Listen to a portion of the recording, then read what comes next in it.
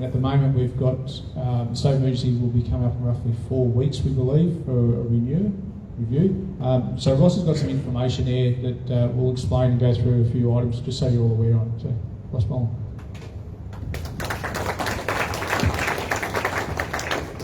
All right, good afternoon or evening, everyone. I'll clarify this. This is like a storybook for everyone. So I'm just letting you know the information that is out there, the way some of the court systems occur and some of the legislation. Obviously, being an ex-parliamentarian, I've read a little bit of legislation. Ex-police officer, I've read a little bit more legislation. So what we have noticed when reading the Public and Environmental Health Act, that Section 107 of that Act gives a mechanism by which we can appeal. That's every single one of you. So when I say we, I'm talking to you guys out here and your friends and your mates that can't make it, because we're all in this together. So Section 107 gives a mechanism by which we can appeal to the local courts. That's Nichols Place in town, the lower courts, and appeal the direction made by the Health Minister, which is the emergency powers. Without those emergency powers in place, all this is gone. Everything they've got, gone. Michael Gunner, shut your mouth. Hugh Heggie, shut your mouth. All gone. So we've done a bit of digging around. The form, and by the way, some of this information is just over here. I've only got 20 copies of each. You need to pick up one of each. One briefly outlines the Section 48, where the Health Minister gets to make her declaration. And the other one is outlining Section 107, which is the part that talks about the appeal. The appeal needs you within 24 hours of the Health Minister making an extension to these emergency powers to go to Nichols Place, go to the registry office upstairs, take 3 copies of this piece of paper that you're going to copy and fill in. This is a Form 37A. There are such things as local court rules which give particular permission for this form to be used to challenge this particular part of legislation, where this legislation allows for an appeal to occur. Not every legislation in the Territory of Australia gives an ability for you to appeal a decision, but this one does. So we need to use our authority to do so.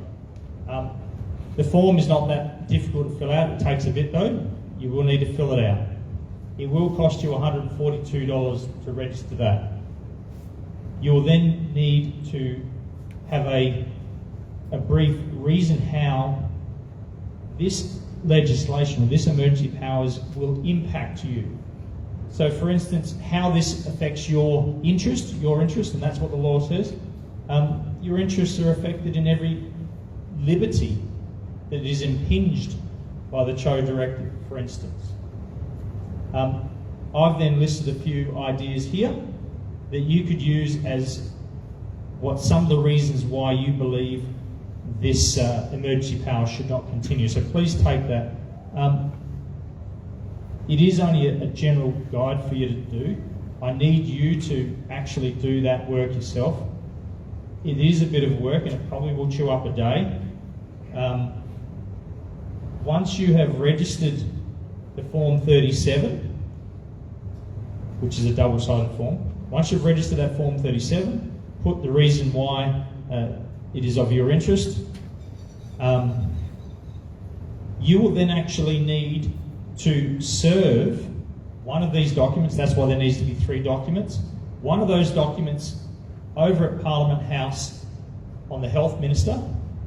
Everyone will say, well, you're not going to get near the Health Minister. We know that. So her delegate. So the Health Minister on 5th floor will have a Minister's delegate there. Pretty much all times that the Parliament is open, you'll have to ask security, I need to serve this document on the Health Minister or the Minister's direct advisor. Someone will come down. we are going to work with Daniel Kelly's team to draft an affidavit of service, which we'll make available to you as well. You will then have to ask whomever comes down, name, you'll have to write that in the form. Where you are, write that in the form, which will be Parliament House, the time and the date, and that you did serve that document. The reality is, to do this, you may have to go then to a mediation session in the courts, and that's why I would suggest that whatever you claim is your interest is very minimalistic.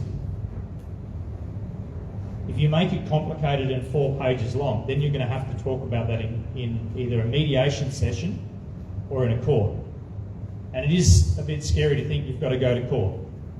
But if we want to stop this, we've got to stand up and do something about this. We can't wait for someone else to do it.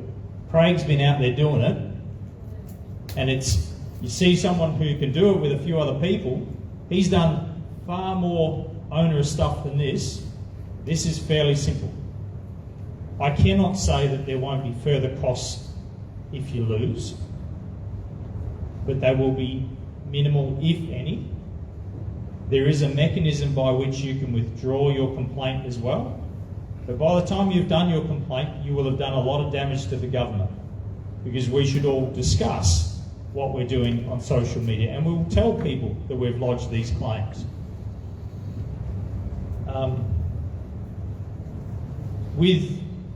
With any costs, it is going to be a reasonable argument that if the Health Minister has just lodged an extension, the Health Minister will have had all her grounds for extending that at hands immediately. So they won't have much claim to extend the cost. We're going to try and put a bit of this up on our Facebook page or on the website so you can download it anyway. And contact me if you wish to talk through some of the things. We're trying to develop as much as we can so we can give you some of the ideas to go forward with it. But if we get even 10, now I've got 20 copies there, but if we get 10 people to do this, that's huge. That'll be something that no one else in Australia has done. No one else in Australia has done. If we can get 20, that's amazing.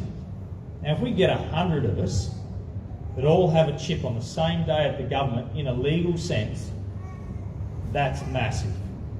That is astronomical. That will have their lawyers and the minister having to go to court in mediation at least, on 100 matters. On 100 matters. And they have to respond, from what I've read, somewhere within 7 days. So it's a fairly rapid thing. Please contact me, see me later. It sounds daunting, but it is really important as part of the fight. If you want to turn this around, if you want to stop this, we need to do that. I'll just quickly add a couple more things here that I've seen pop up recently in the last 2 to 3 days, and Justin mentioned it about the Prime Minister mentioning that incoming travel from overseas only requires 2 jabs to be valid in this country. There is a video, if you haven't already seen it, of the Prime Minister getting challenged by a reporter that is 2 jabs okay. What if Australia changes to 3 jabs? The Prime Minister pulls up the reporter and interjects and says no.